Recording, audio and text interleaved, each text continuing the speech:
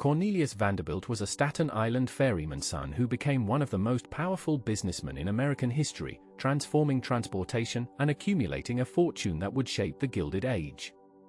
Cornelius Vanderbilt, shipping and railroad magnate, was born on May 27, 1794, in Port Richmond, Staten Island, New York. He came from humble origins. He had a commanding presence and ruthless business instincts. Vanderbilt's early years were marked by ambition and an almost savage determination to rise above his circumstances. He received little formal education, leaving school at age 11 to work on his father's ferry and periauger boats in New York Harbor, though his lack of schooling would never hinder his ability to outthink and outmaneuver more educated rivals in the brutal world of American commerce. After working for his father through his teenage years, Vanderbilt began his independent business career at age 16. In 1810, he borrowed $100 from his mother to purchase a small periauger, a flat-bottomed sailing vessel used for ferrying passengers and cargo between Staten Island and Manhattan. The loan came with conditions. His mother required him to plow and plant an 8-acre field before she would provide the money. Vanderbilt completed the work in a single day, demonstrating the work ethic that would characterize his entire career. With his own boat, he established a ferry service that quickly gained a reputation for reliability and speed.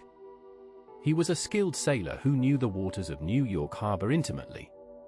He operated in all weather conditions, earning the nickname Commodore, a title that would stick with him for life despite his lack of naval service. During the War of 1812, Vanderbilt secured a contract to supply forts around New York Harbor. The work was dangerous and demanding, but it was also profitable. He expanded his fleet and saved his earnings carefully. By the end of the war, at age 21, he had accumulated several $1,000s and owned several boats.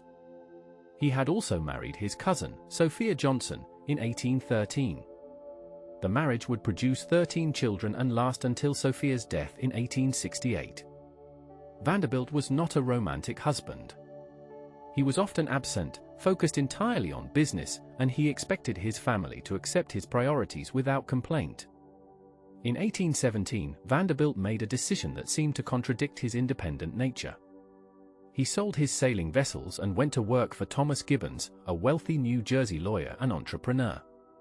Gibbons owned a steamboat line that operated between New Jersey and New York, competing against a monopoly granted by New York State to Robert Fulton and Robert Livingston. Vanderbilt became captain of Gibbons' steamboat, the Bellona, and quickly proved himself invaluable. He ran the vessel efficiently, attracted passengers through superior service, and helped Gibbons fight the legal and physical battles against the monopoly. The competition was fierce and sometimes violent. Rival boats would try to ram each other. Thugs hired by the monopoly would attempt to seize Gibbons' vessels. Vanderbilt learned to fight dirty when necessary. He also learned the steamboat business from the inside, knowledge that would prove invaluable. The legal battle over steamboat monopolies reached the Supreme Court in 1824 in the landmark case Gibbons versus Ogden. The court ruled that the New York monopoly was unconstitutional, opening the waters to free competition. Vanderbilt had been on the winning side of one of the most important commercial cases in American history. While working for Gibbons, Vanderbilt also managed a hotel and tavern in New Brunswick, New Jersey, that served as a stopover point for passengers traveling between New York and Philadelphia. He ran the establishment with the same efficiency he brought to the steamboat operation, turning it into a profitable enterprise. His wife Sophia managed much of the day-to-day operations while Vanderbilt focused on the boats. By 1829, Vanderbilt had learned everything he could from Gibbons and was ready to strike out on his own again. He left Gibbons' employment and returned to New York, where he began building his own steamboat empire. He started with a single boat running between New York and Philadelphia, directly competing with established lines. His strategy was simple but effective. He offered lower fares than his competitors, provided better service, and operated more efficiently to maintain profitability despite the reduced prices. When competitors tried to match his fares, he would cut prices further, using his superior efficiency and his willingness to accept temporary losses to drive them out of business or force them to buy him out. This pattern repeated itself throughout the 1830s and 1840s. Vanderbilt would enter a route, slash prices, and either destroy the competition or extract payment from them to leave. He became known as a ruthless competitor who would stop at nothing to win. He was feared and hated by rival businessmen, but passengers loved him for his low fares and reliable service. He expanded his operations up the Hudson River, to New England, and eventually along the entire East Coast. By the 1840s, he owned dozens of steamboats and had accumulated a fortune estimated at $500,000, an enormous sum for the time. Vanderbilt's business methods were controversial even by the standards of the era. He bribed politicians when necessary, formed temporary alliances with competitors only to betray them when advantageous, and used his size and resources to crush smaller rivals. He saw business as warfare and conducted himself accordingly. He famously wrote to former partners who had tried to cheat him, "You have undertaken to cheat me. I won't sue you, for the law is too slow. I'll ruin you." It was not an idle threat. Vanderbilt had the resources and the will to destroy anyone who crossed him. In 1849, the California gold rush created a new opportunity. Thousands of Americans were desperate to reach California, and the fastest route was by sea to Central America, overland across Nicaragua or Panama, then by sea again to San Francisco. Vanderbilt saw the potential immediately. He organized the Accessory Transit Company to provide passage through Nicaragua, which offered a shorter overland route than Panama. He negotiated a contract with the Nicaraguan government, built docks and roads, and established steamship service on both coasts. The Nicaragua route was faster and cheaper than the competition, and Vanderbilt's line quickly dominated the California passenger trade. The Nicaragua venture made Vanderbilt even wealthier, but it also embroiled him in Central American politics and international intrigue. In 1853, he took his first real vacation, a grand tour of Europe aboard his private yacht, the North Star. He left the Nicaragua business in the hands of subordinates, a decision he would regret. While he was abroad, his partners conspired with rivals to seize control of the company. When Vanderbilt returned and discovered the betrayal, he was furious. He sent his famous letter promising to ruin them, and he made good on the threat. He established a competing line, slashed prices, and within 2 years had destroyed the value of the company his former partners had stolen from him. The Nicaragua situation was further complicated by the filibuster William Walker, an American adventurer who seized control of Nicaragua in 1855. Walker cancelled Vanderbilt's transit rights and gave them to his rivals. Vanderbilt responded by financing Walker's enemies and helping to orchestrate his overthrow. By 1857, Walker had been driven out of Nicaragua and Vanderbilt had regained control of the transit route. It was a demonstration of Vanderbilt's reach and power. He could influence the fate of nations when his business interests were at stake. By the late 1850s, Vanderbilt was in his 60s and one of the richest men in America. His fortune was estimated at over $10 million, accumulated entirely from steamship operations. He owned the largest private fleet in America and dominated coastal and transatlantic shipping. He had achieved everything he had set out to accomplish in the steamboat business. It was at this point that Vanderbilt made a decision that would define the final phase of his career. He began shifting his focus from ships to railroads. Railroads were the future of American transportation. Vanderbilt could see that they would eventually replace steamships for most inland travel and freight. He had already invested in several railroad stocks, but in the early 1860s he began buying control of actual railroad companies. His first major acquisition was the New York and Harlem Railroad, a small line running from Manhattan to northern Westchester County. He gained control through stock manipulation, buying shares while simultaneously spreading rumors that drove down the price, then buying more shares at the depressed prices. It was classic Vanderbilt tactics applied to a new industry. Vanderbilt modernized the Harlem line, improving service and equipment. He then used similar methods to gain control of the Hudson River Railroad, which ran along the eastern bank of the Hudson from New York to Albany. With these two lines, he controlled much of the rail traffic in and out of New York City. His next target was the New York Central Railroad, which ran from Albany to Buffalo and was the key link between New York and the Great Lakes. The Central was a much larger prize, and acquiring it required a campaign of economic warfare. In the winter of 1867, Vanderbilt used his control of the Harlem and Hudson lines to strangle the Central. He refused to allow Central trains to connect with his lines, forcing the Central to transfer passengers and freight at Albany in the middle of winter. The inconvenience and expense devastated the Central's business and drove down its stock price. When the Central's directors begged for mercy, Vanderbilt demanded control of the company. They had no choice but to agree. By 1868, Vanderbilt had consolidated the Harlem, Hudson, and Central lines into a single system under his control. Vanderbilt's New York Central became the most important railroad in America. He invested millions in improvements, upgrading tracks, building new stations, and purchasing better equipment.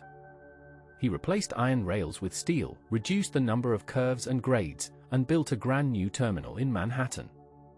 His improvements reduced travel time between New York and Buffalo from 24 hours to 16. The Central became known for speed, comfort, and reliability. It was also enormously profitable, generating returns that dwarfed Vanderbilt's steamship earnings. The final addition to Vanderbilt's railroad empire came in 1869 when he acquired the Lakeshore and Michigan Southern Railway, which connected Buffalo to Chicago. This gave him a continuous line from New York to the rapidly growing Midwest. The New York Central system became the backbone of American commerce, carrying passengers, manufactured goods, and agricultural products between the East Coast and the interior. Vanderbilt's control of this vital transportation link gave him immense economic and political power. Vanderbilt's railroad career was marked by the same ruthless tactics that had characterized his steamship days. He manipulated stock prices, bribed legislators, and crushed competitors without mercy.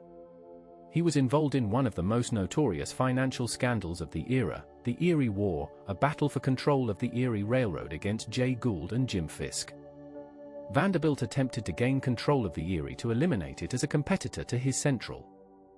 Gould and Fisk responded by illegally printing new Erie stock certificates, selling them to Vanderbilt and pocketing the money. When Vanderbilt obtained court orders against them, they fled to New Jersey with millions of dollars. The battle involved bribed judges, hired thugs, and competing legislative acts. Eventually, Vanderbilt abandoned the fight, accepting a settlement that gave him a loss on his Erie stock purchases but removed Gould and Fisk as threats to the Central. Despite his business ruthlessness, Vanderbilt was not entirely without sentiment or loyalty. He maintained close relationships with a small circle of advisors and family members. His son William Henry Vanderbilt gradually took over management of the railroad empire as the Commodore aged. Vanderbilt had initially dismissed William as lacking the necessary toughness for business, but William proved himself capable and eventually earned his father's respect and trust. Vanderbilt's other children were less successful. Several sons struggled with alcoholism and gambling. Daughters received relatively small inheritances despite the family fortune. Vanderbilt's personal life in his later years was complicated by the death of his wife Sophia in 1868. The following year, at age 75, he married Frank Armstrong Crawford, a woman for decades his junior. The marriage scandalized New York society and created tensions with his children, who worried about their inheritances. Frank was ambitious and enjoyed the social status that came with being Mrs. Vanderbilt. The Commodore seemed genuinely fond of her, though the relationship was as much about companionship and status as romance. In his final years, Vanderbilt made his most lasting contribution to American society through philanthropy, though even this was limited. He was not a generous man by nature. He believed that his fortune was earned through his own efforts and saw little reason to give it away. However, in 1873, he donated $1 million to establish Central University in Nashville, Tennessee.